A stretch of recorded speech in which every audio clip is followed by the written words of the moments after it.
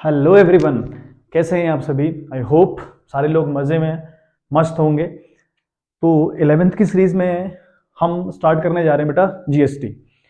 ठीक है बात।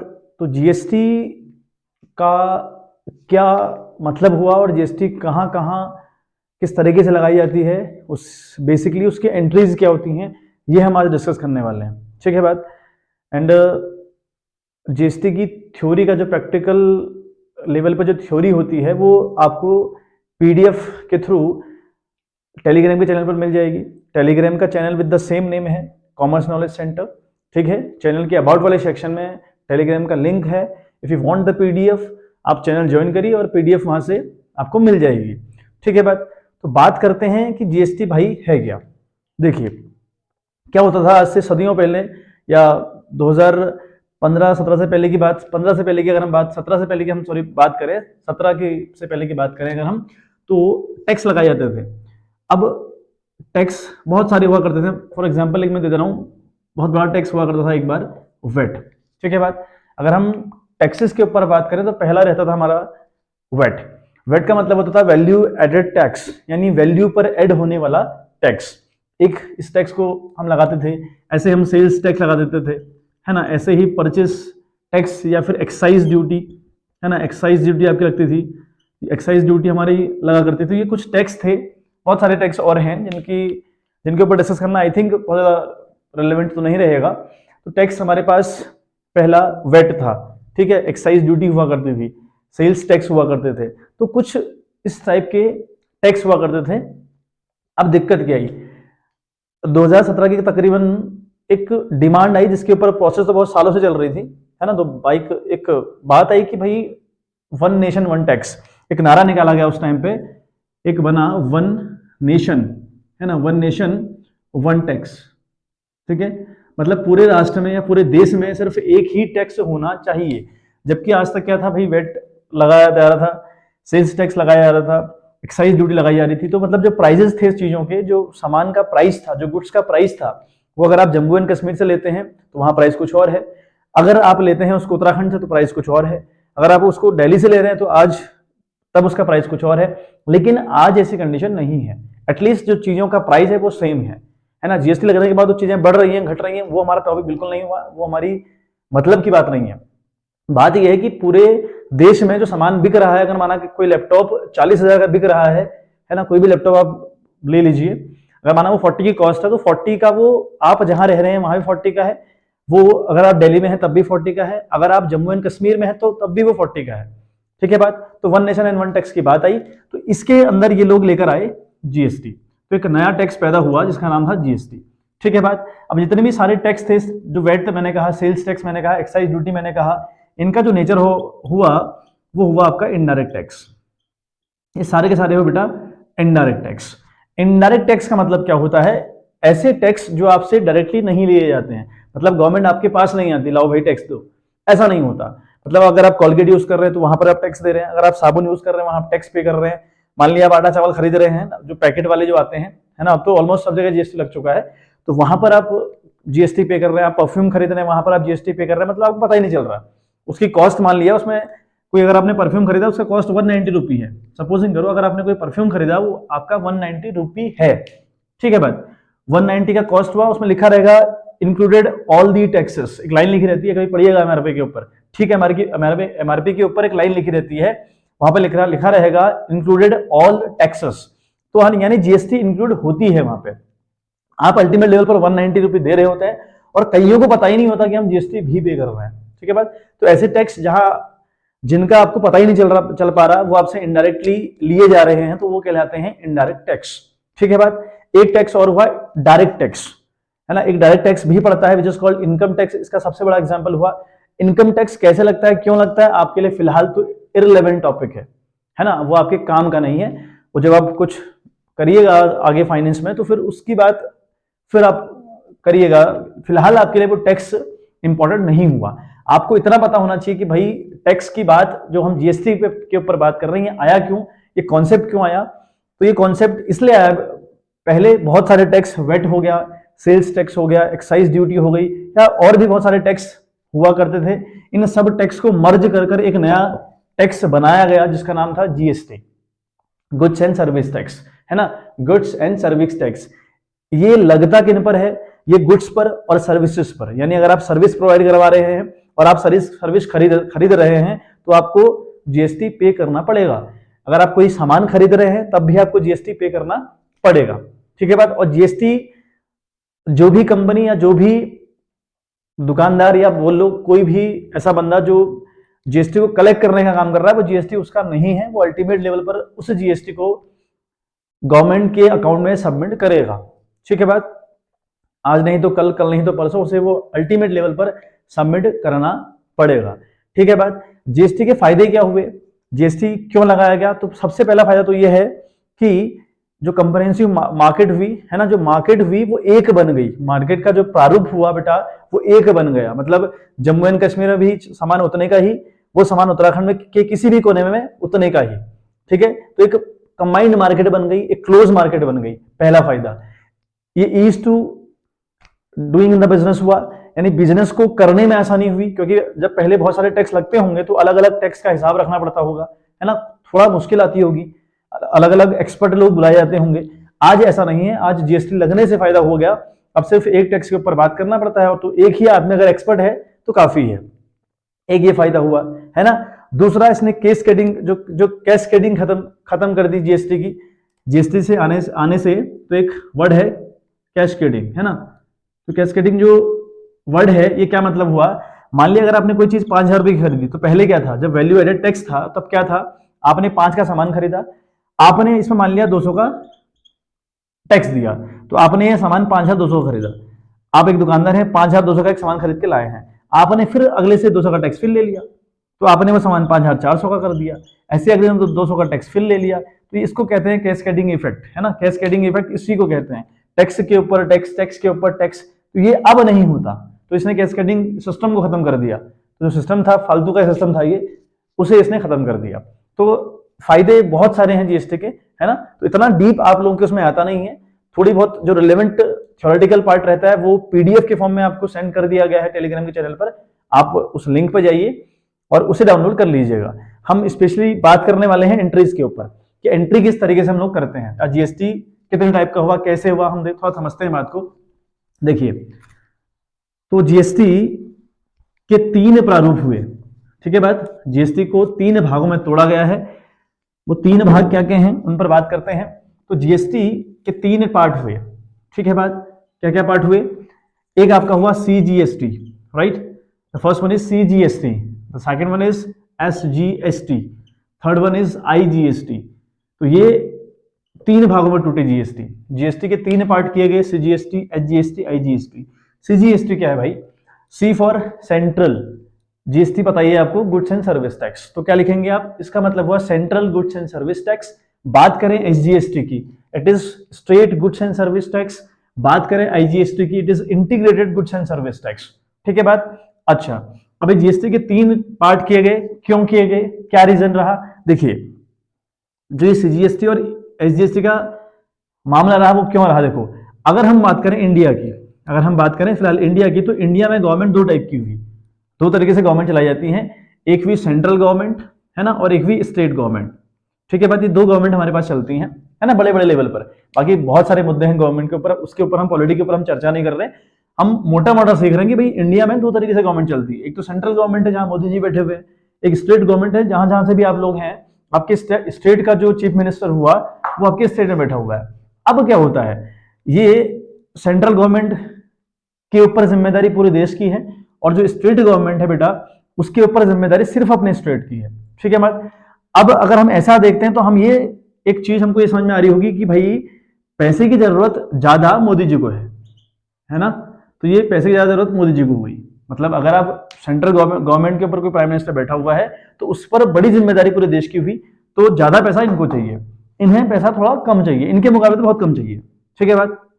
अब क्या होता है, एक कॉन्सेप्ट बढ़ाया गया कि मान लिया उत्तराखंड के बहुत सारे दुकानदार, मैं कहूं 95% दुकानदार ऐसे होंगे या ऐसे बिजनेसमैन होंगे यूके के अंदर, मतलब उत्तराखंड के अंदर, जो उत्तराखंड से बाहर ना तो सेल करते हैं ना परचेस करते हैं, है ना। 90% मास ऐसा होगा लगभग, जो उत्तराखंड के बाहर ना तो परचेज करने का काम करते हैं और ना बेचने का काम करते हैं। 95% लोग बता रहा हूं मैं आपको, इतने लोग होंगे। अब अगर जीएसटी गवर्नमेंट की है, जीएसटी तो हमारी है नहीं, जीएसटी है किसकी, वो गवर्नमेंट की है। अगर उत्तराखंड वाला उत्तराखंड में ही परचेज और सेल्स करेगा तो यानी जो पूरा जीएसटी है वो जाएगा स्टेट गवर्नमेंट के पास। सीधी सी बात है, हमें अपनी गवर्नमेंट को टैक्स पे करना पड़ता है, जीएसटी अल्टीमेट लेवल पर गवर्नमेंट का है, तो ये पूरा का पूरा टैक्स चला गया स्टेट गवर्नमेंट के पास। ठीक है बात। ऐसे ही सारे स्टेट की ले लीजिए आप, जितना भी स्टेट है वो अलग अलग स्टेट अगर ऐसा ही करें, अगर सारा बिजनेस उनका स्टेट के अंदर ही हो रहा होता है, यूपी वाले यूपी में कर रहे हैं सारा का सारा तामझाम, तो क्या होगा, पैसा एक जगह एक स्टेट में फंस जाएगा, यहां पैसा नहीं आएगा, यहां पैसा नहीं आएगा। तो इन्होंने क्या कहा, इन्होंने एक सिस्टम फिर निकाला, जीएसटी के 3 पार्ट क्यों करे उस पर चर्चा हम लोग कर रहे हैं। तो इन्होंने ये बोला, जब ये पार्लियामेंट में बिल पारित हुआ था उस टाइम पे अरुण जेटली हुआ करते थे फाइनेंस मिनिस्टर, तो तब की ये बातें हैं। तो वहां पर ये बहस हुई थी, ये डिबेट हुई थी कि अगर ऐसा होगा तो फिर क्या होगा। तो फिर अरुण जेटली का जवाब था कि भाई सीजीएसटी और एचजीएसटी के फॉर्म में ये जीएसटी टूटेगी when sales and purchase occurs in the same state. अगर सेम स्टेट के अंदर सेल और परचेज रहेगी तो जीएसटी के 2 भाग किए जाएंगे, सीजीएसटी और एचजीएसटी, यानी central goods and service tax and state goods and service tax. क्या मतलब क्या हुआ, मान लिया किसी स्टेट ने, मान लिया हमने अल्टीमेट लेवल पर मान ले रहे हैं उत्तराखंड ने 1000 रुपए जीएसटी के कमाए, हमने मान लिया कि इन्होंने जीएसटी कलेक्ट करी 1000 रुपए, तो क्या होगा, 1000 रुपए में से जो जीएसटी आपने कलेक्ट करी है उसमें से 500 रुपए जाएंगे बेटा स्टेट गवर्नमेंट को और 500 रुपए जाएंगे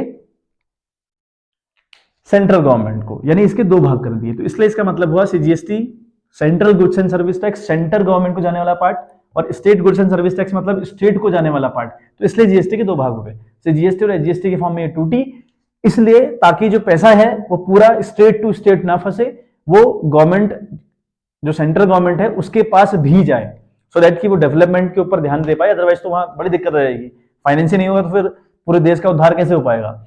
ऐसे ही अगर हम बात करें, ये आईजीएसटी का मतलब क्या है, integrated goods and service tax की मीनिंग क्या हुई, if you are selling your goods out of the states, अगर आप स्टेट से बाहर सेल करते हैं, if you are purchasing the goods from the out of the state, state के बाहर से अगर आप सेल कर रहे हैं, परचेज कर रहे हैं, तो आपको आईजीएसटी पे करनी पड़ेगी, यानी जीएसटी का जीएसटी फॉर्म ना होगी, उसका फॉर्म आईजीएसटी हो जाएगा, यानी integrated goods and service tax. And ये पूरा का पूरा पैसा गया बच्चों सेंट्रल गवर्नमेंट के पास, ये पूरा का पूरा पैसा गया हमारा सेंट्रल गवर्नमेंट के पास। आई होप इतनी बात क्लियर हुई होगी। तो सीजीएसटी मतलब central goods and service, state goods and service tax का ये मीनिंग था कि पूरा पूरा पैसा स्टेट में ना फंसे, इसलिए अगर आप एक ही स्टेट के अंदर सेल और परचेस करते हैं तो आपकी जीएसटी 2 भाग में टूटेगी, सीजीएसटी और एचजीएसटी, यानी आधा भाग सेंट्रल गवर्नमेंट को और आधा भाग स्टेट गवर्नमेंट को। अगर आप स्टेट से बाहर सेल करते हैं, स्टेट के बाहर से परचेस करते हैं, उस टाइम पे जो जीएसटी होगा उसका फॉर्म रहेगा आईजीएसटी, यानी integrated goods and service tax. And ये पैसा पूरा का पूरा बेटा सेंट्रल गवर्नमेंट के अकाउंट में सबमिट किया जाएगा। ठीक है भाई, चलिए थोड़ा सा कहानी और समझते हैं। तो सीजीएसटी हमने कहा, जो सीजीएसटी एचजीएसटी और एचजीएसटी के फॉर्म में टूटी, मैंने कहा सीजीएसटी और एचजीएसटी तब टूटेगी जब आप एक ही स्टेट के अंदर सेल और परचेस करने का काम कर रहे होंगे, तो इस भाग को कहते हैं इंट्रा स्टेट सेल या इंट्रा स्टेट परचेस। अगर आप एक ही स्टेट के अंदर सेल और परचेस करें तो that is called intra state sale और परचेस। ठीक है, इंट्रा स्टेट का मतलब हुआ आप एक ही स्टेट के अंदर सेल और परचेस करने का काम करते हैं। और आईजीएसटी की अगर हम बात करें तो ये कब लगेगा, जब आउट ऑफ द स्टेट चीजें होंगी, तो ये इसे हम इंट्रा स्टेट कह देते हैं। ठीक है बात, एक टॉपिक और हम समझते हैं, जीएसटी का जो भी भाग रहा होगा वो चाहे सीजीएसटी हो, एचजीएसटी हो या फिर आईजीएसटी हो, यहां 2 चीजें आपकी बेटा होंगी, एक जीएसटी पेड होगा, दूसरा जीएसटी कलेक्ट भी होगी, है ना। अल्टीमेट लेवल पर अगर हम देखें तो कोई कंपनी जीएसटी को पे भी करेगी और जीएसटी को कलेक्ट भी करेगी। कब वो पे करेगी, supposing if a manufacturing company is there, है ना, वो खरीद रहे हैं गुड्स ताकि वो चीजें बना पाए, अगर वो चीजें खरीदेंगे तो सामने वाला बंदा उन पर जीएसटी लगा देगा, और जीएसटी लगाएगा तो उनको जीएसटी पे करनी पड़ेगी। यही मैन्युफैक्चरिंग कंपनी ने चीजें बनाई और चीजें बनाने के बाद मार्केट में सेल आउट करी। सेल आउट करते वक्त जहां भी जिस भी दुकानदार को, जिस भी शोरूम वाले को ये चीजें बेचेंगे, उस बंदे से ये जीएसटी कलेक्ट भी करते होंगे। तो मतलब अल्टीमेट लेवल पर दोनों काम किसी कंपनी के अंदर होते हैं, वो कंपनी जीएसटी पे भी करेगी और कलेक्ट भी करेगी। पे करने को क्या बोला गया, पे करने का नाम रखा गया पे करने का नाम रखा गया बच्चों इनपुट, है ना, इसको हम बोलते हैं इनपुट। वो जीएसटी का फिर कोई प्रारूप हो, वो सीजीएसटी हो, वो एचजीएसटी हो, वो आईजीएसटी हो। Input CGST, input SGST, input IGST. ऐसे ही कलेक्ट करने को बोला गया, है ना, कलेक्ट करने को बोला गया आउटपुट, आउटपुट जीएसटी। मतलब वो जीएसटी कलेक्ट भी हो, अगर वो कलेक्ट कर रहा है तो उसे आउटपुट का नाम दिया जाएगा, अगर पे कर रहा है तो उसको इनपुट के नाम से उसकी एंट्री करी जाएगी। क्यों? देखिए, हमने कहा ये कब होगा, ये परचेस के टाइम पे होगा, है ना। जब हम परचेस करेंगे तो वहां पे चीजें जो रिकॉर्ड होंगी वो इनपुट के नाम से रिकॉर्ड होने वाली हैं। और जब भी हम सेल्स करेंगे, तो सेल्स के टाइम पे हम लोग उसमें आउटपुट जीएसटी के नाम से उसकी सारी एंट्री करने वाले हैं। ऐसा क्यों होता है? ये इनपुट और आउटपुट का क्या मतलब है, इसको याद करने की ट्रिक क्या है? आपने तीन बातें सिंपल से याद रखने की, जीएसटी को तीन भागों में तोड़ा गया भाई, जीएसटी, एचजीएसटी, आईजीएसटी। क्यों ऐसा हुआ? जीएसटी और एचजीएसटी को क्यों तोड़ा गया?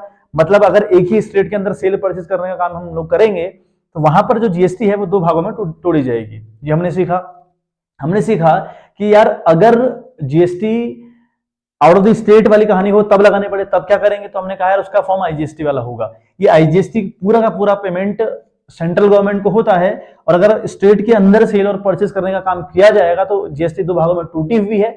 एक भाग उसका जाएगा, यानी आधा भाग जाएगा सेंट्रल गवर्नमेंट को और आधा भाग जाएगा स्टेट गवर्नमेंट को। इतनी बात हम लोगों ने समझ ली। फिर हमने कहा कि इस वाली कंडीशन को बोलते हैं इंट्रा स्टेट और इस वाली कंडीशन को हम लोग बोल रहे हैं इंटर स्टेट। ठीक है बात। फिर मैंने कहा कि जीएसटी की कंडीशन क्या होगी, कोई कंपनी इसे पे भी करती होगी और कलेक्ट भी करती होगी, दोनों बातें होंगी। कलेक्ट कब करेगी? जब वो परचेज करेगी, सॉरी वो नॉट पेड कब करेगी? जब वो परचेज करेगी, और कलेक्ट कब करेगी? जब वो सेल्स करेगी। ठीक है बात। अब हमने कहा कि जब हम जीएसटी को पे करेंगे तो सारी की सारी एंट्री जाएंगी इनपुट के नाम से। फिर मैंने कहा कि अगर हम जीएसटी कलेक्ट करेंगे तो उसका जितना भी हम एंट्रीज कर रहे होंगे तो उसको हम आउटपुट के नाम से करने वाले हैं। अब ऐसा क्यों? उसको याद करने की ट्रिक क्या है? इनपुट जीएसटी कब होती है? जब आप परचेस करते हैं। परचेस करने का मतलब क्या हुआ? सामान आपके पास आया है, आने को इनपुट ही बोलते हैं, है ना। सामान आपके पास आया है, इनपुट के थ्रू आपने जीएसटी पे करा, इसलिए इसका नाम इनपुट जीएसटी रखा। ऐसा ही जब आपने सेल करी, सेल आउट करी, तो आपने सामान बाहर भेजा और बाहर भेजने को आउटपुट कहते हैं। आपका जीएसटी कलेक्ट हुआ बिकॉज ऑफ आउटपुट, आपने आउटपुट दिया, आपने चीजें आउट करी, तब आपके पास कलेक्शन हुआ, तो इसलिए इसका नाम आउटपुट जीएसटी रखा हुआ है। ठीक है बात।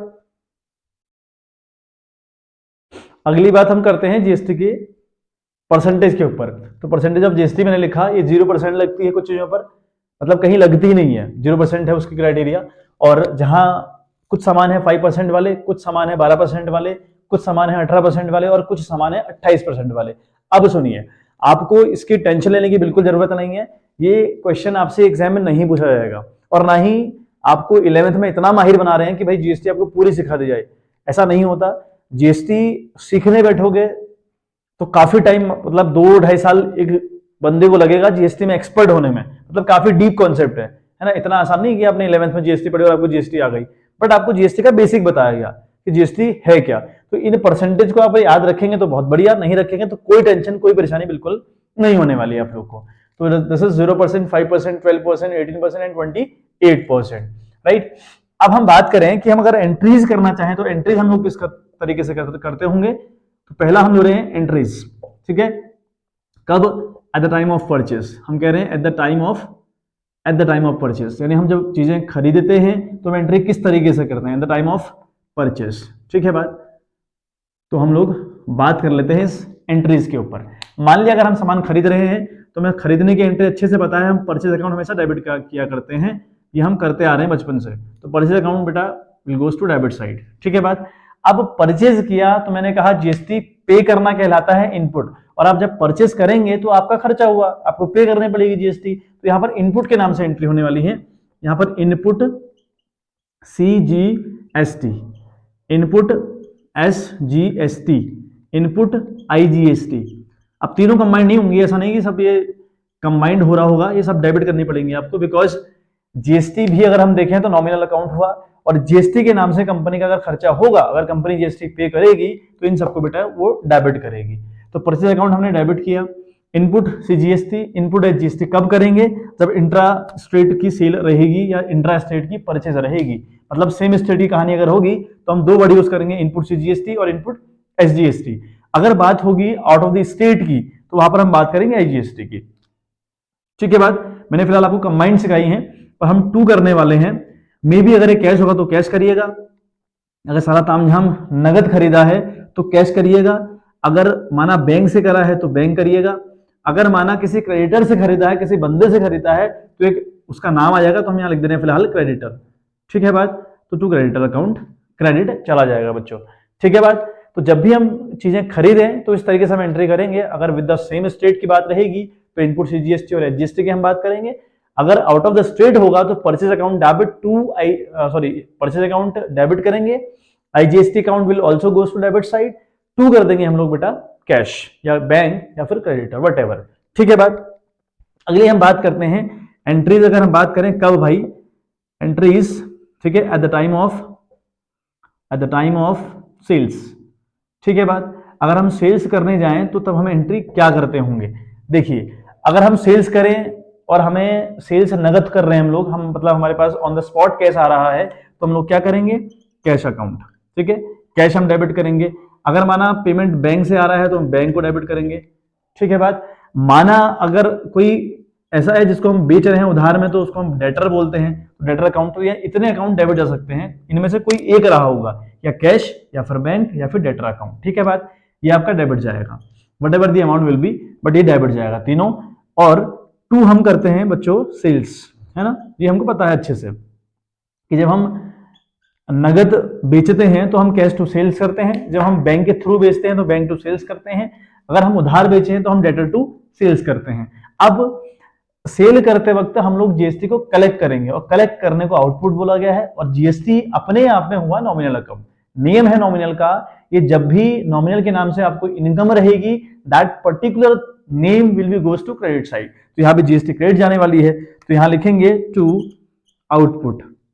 ठीक है, output CGST to output SGST to output IGST. ठीक है बात, ये सारी बातें क्रेडिट जाएंगी आपकी।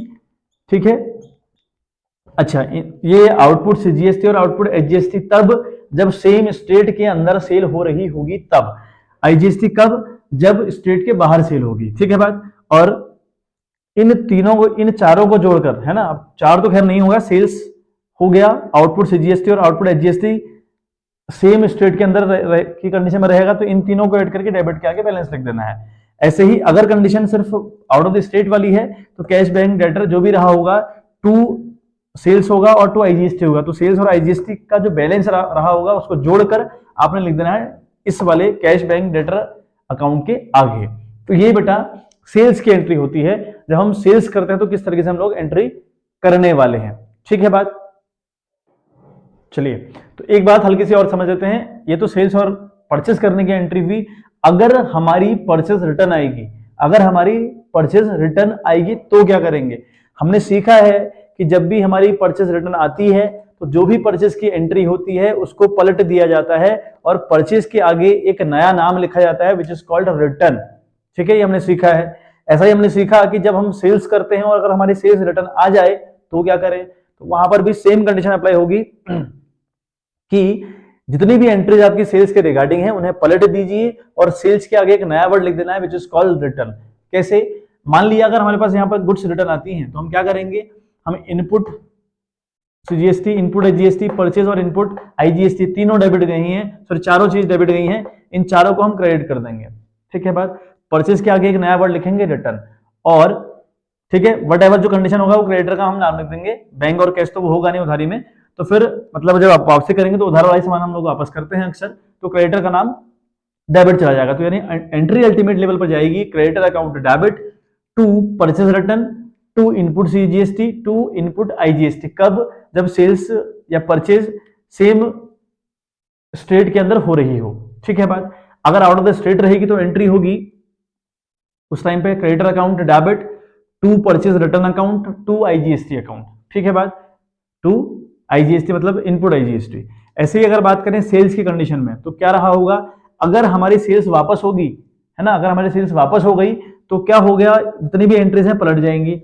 मतलब क्या होगा, word sales return account debit जाएगा, आउटपुट सीजीएसटी अकाउंट डेबिट जाएगा, आउटपुट एचजीएसटी अकाउंट डेबिट जाएगा, और टू डेटर चला जाएगा। कब? जब सेम स्टेट की बात हो रही होगी।